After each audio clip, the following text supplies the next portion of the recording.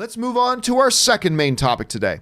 And our second main topic today gets submitted to us by Robert Cherryman, who writes, I just saw the new Star Wars clip, and why on earth is this coming out 1 week before release?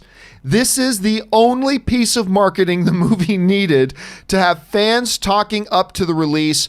The other trailers were fine, but in no way appeared as the must-see movie of the year. This 1 minute, it's actually 1 minute and 30 seconds. 1 minute and 30 second clip was creepy, atmospheric, tense, and all around spectacular. But why so late? And I'm going to tell you what, Robert, I had the exact same thought. Because I came out of Jumanji last night, went to my favorite outdoor patio in Burbank to sit down and do some work, bring my iPad with me, work on some stuff. And that's when I watched that trailer. And once I watched the trailer, I picked up my phone immediately and called Robert Meyer Burnett. Yes. And I'm like, did you see this new spot? Because Robert, look, no secret, I have been critical. I have not hated the Star Wars marketing up until this point, but I have been critical of it. I don't think they've done a very good job with the marketing of this film. That doesn't mean the movie's going to be good or bad. It's the marketing only, but I have been critical about the marketing of this film. I've been underwhelmed by it. I mean, it's fine, it's good, I like it, whatever, but I'm underwhelmed. It should have been so much better. Rob, the first thing I said to you was, why the hell did they not lead with this spot? Because I'll tell you what, this trailer, screw what they showed at Star Wars Celebration. This should have been your first trailer. Now, you're not setting up the story per se, although the Emperor gives a lot of story in here. But there's not a lot of dialogue between. That's why first trailer. You lead off with this spot, because I'll tell you right now, this is the best Star Wars trailer in years. I mean, maybe the best Star Wars trailer since Chewie We're Home. That literally brought tears to people's eyes. I mean, this is the best Star Wars trailer in years. And I am sitting here, I mean, between that whole opening with the Emperor's voice, and by the way,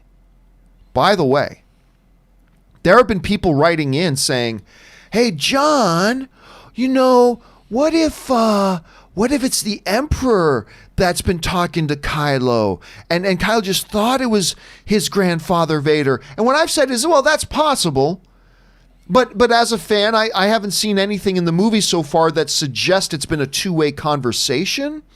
So I think it's just, Kylo Ren kind of speaking out into the universe, but not hearing anything back. But it's possible, I suppose. Oh, those people were completely right. Now it's been proven, those people were completely right in saying that, which is awesome. And it puts so much in a different perspective now from the rest of the movie. So you go from that, and by the way, I wish I brought up a shot of this, but in this middle, look at the statues. I need to get a clearer look at these statues, and I got to start figuring out, wait a second, who are these guys in these statues? Because we get a couple of shots of these guys in statues as he's coming down. The incorporation, it's a little thing. I don't know why I get so geeked out about it, but a little bit of the incorporation of both Duel of the Fates, bum, bum, bum, bum, bum, bum, but not too much of it. And then it flows to the Imperial March, bum, bum, bum, and the particular shots they chose to use, and boom, it was something that this movie had not given me in its marketing campaign so far, which is an adrenaline rush. Even though there's some spots I liked, I have not felt any adrenaline rush for any of the marketing of this film until this damn spot. And I echo the words of not Robert Meyer Burnett, but Robert in the question, where the hell has this thing been? Where has this spot been? So I got to ask you a couple questions here, Robert. First question is this. What did you think of the spot? Number two, why is the spot coming out now? But honestly, really, the other question is, 1 week before release, is it enough? Is it too little, too late? Because again, now I know there are other people who have loved the marketing for it so far, and that's great. But there are going to be other people out there like me who none of this marketing has given me an adrenaline rush yet, is putting this spectacular trailer out this close to the release date. Is it enough at this point? I mean, is it too late at this point to win a lot of those other people back over? I don't know. Your impressions of the trailer, do you think it's enough at this point? What are you thinking about it? Well, like you, I haven't understood the marketing of this movie because the marketing hasn't really, aside from showing us our characters doing Star Wars things and playing to our nostalgia, it has never given me a reason to see this movie. There's been nothing about the plot of this film, nothing about the characters. We haven't, other than C-3PO, it's the last time I can say goodbye to my friends. I mean, which I liked. That's fine. I like that. But that doesn't tell me anything about this movie. This was the first time that we saw something from an intellectual standpoint. It advances Star Wars lore. Yeah. It advances Kylo Ren's character. It sets up a situation that you can't help as a fan go, oh my God. It's a total OMG moment, you know, and it really gets you like, I'm like, oh, I want to go see what's going to happen next. Like, I'm going to see what the hell is going on here. And that's why you go see movies, especially franchise movies that are 42-year-old franchises. I mean, you've got to give me something new. And this is the first time I think that they gave us something that's really intriguing and maybe unexpected. I mean, we talk about all the leaks and everybody knows the name of the planet and all that, but I hadn't seen what does it feel like? And you know, you can hear everything in the world about a story from a script standpoint or as somebody's relating it to you, and you can make of it what you will. Because any story can be made to sound good or made to sound bad when you're recounting it. It's not until you see how the story is told. You know, with movies, it's visual, and this had some amazing visuals we've never really seen before in a Star Wars movie. And I was like, wow, it reminded me of the Mines of Moria, like walking into the Mines of Moria in Lord of the Rings. That's the exact feeling I had as with well. That one long, that giant wide shot where Kylo is dwarfed by those statues and you can see his lightsaber is the only light glimmering in the darkness. I'm like, well, now this is something I want to go see. And it got me, dude, I was geeked out. I watched it like 5 times right in a row. I'm like, I like you, I'm like, the camera move that's pushing into him as we've seen that shot with him igniting the lightsaber, but to see the camera push in and then pull away from him as he's walking away, I'm like, this is dope. There's some good cinematography in there, but that shot in particular, I want to talk for a second about that shot in particular and why I geeked out so much. Because I fell in love with this trailer right from that opening shot. Yeah. You know, first of all, I love always hearing the TIE fighter sound. Still one of the greatest sounds in movies ever. So he lands and he gets out and he walks through the mist and ignites the lightsaber. And the reason why I love that shot so much is because the way he walks, again, this is great performance without using dialogue.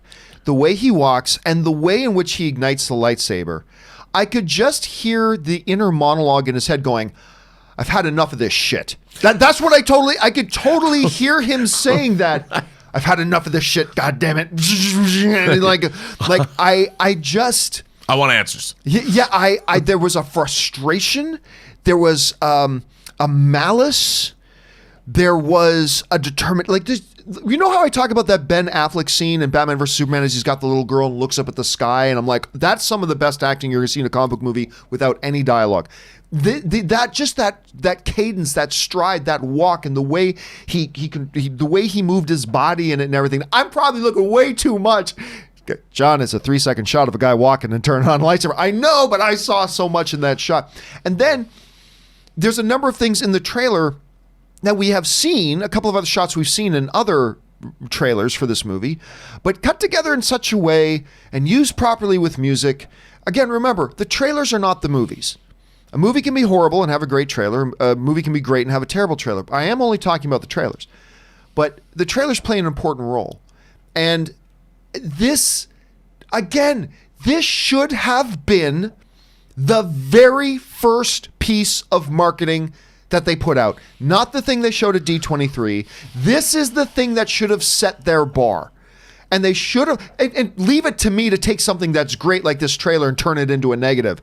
Because I'm sitting there, this trailer is great, but damn you for making the blundering mistake of not making this the first thing you put out, because this is so good. You're making a good point, because remember, this trailer, at least the way I thought about it, it's the only thing that's shown me something that's different about Rise of Skywalker than from any other Star Wars movie. This finally delivered, like, we don't know anything about the plot of this film. If you don't read Reddit and you don't know anything, we don't know anything about the plot of this film. And this was the first piece of marketing and indeed clip from the film that tells you something that's new and unique. What does Rise of Skywalker have in it that we haven't seen in Star Wars before?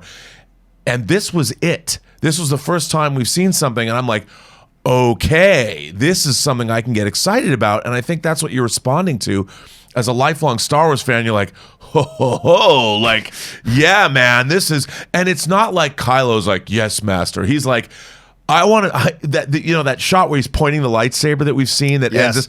I'm like, okay, that dude's pissed. He wants some answers. It's not like, I'm going to say goodbye to my friends. Okay, I get it. C-3PO nostalgia trip, that's great. But this is like Kylo Ren being the way I want him to be.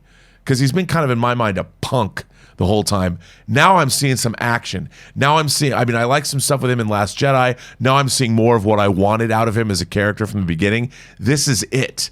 I want answers. Enough of this, like you said. I'm sick of this shit. Tell me more. And to your point that you've raised before, in just a few lines of dialogue, the Emperor in the first part of this thing gives us more context to what's the framework of this story than we've gotten in all of the other trailers combined without it being a spoiler. Right. It's here's the general construct of a story, an overriding thing in this thing. And it's like, oh my God. Like with just a few short, precious lines of dialogue, without even still seeing the Emperor, just boom, boom, boom. And all of a sudden, my mind and my understanding of this movie coming up and the way I'm supposed they want me to look at this film has expanded tenfold just from something as simple as that. And both Force Awakens and Last Jedi have an added dimension. And the fact that they had Andy Serkis and James Earl Jones speaking lines of dialogue we'd never heard before. And it's like, oh, come on. I'm in. Listen, so look, I know I'm speaking very negatively, but I love this trailer. I thought it was fabulous. It's just frustrating that they're only coming out with this spot today. It's a brilliant piece of marketing between the edits, the music choices, what they get to expanding our scope of understanding of what the story of the movie is. They've done so much in just a minute and 30-second trailer. I demand answers from why this was not the first thing they played. Well, what's interesting is I watch this trailer and I'm like, I don't even care about any of the other characters. I want to watch a 2-hour movie about this. Yeah. And I'm sure a lot of it is going to be tied into that. Right, of course. So, and that's probably going to be the backbone. So anyway, I'm sure we're going to talk more about this as we get into the live questions, because I'm sure a lot of you guys are firing in live questions about this. But for now, what do you guys think about this trailer? Or maybe you think, John, this was a great trailer. Yeah, but now was the perfect time to release it. Or maybe you feel like me, that they should have released this thing a long time ago. Anyway, what did you guys think? Jump down to the comment section below and let me know your thoughts. All right.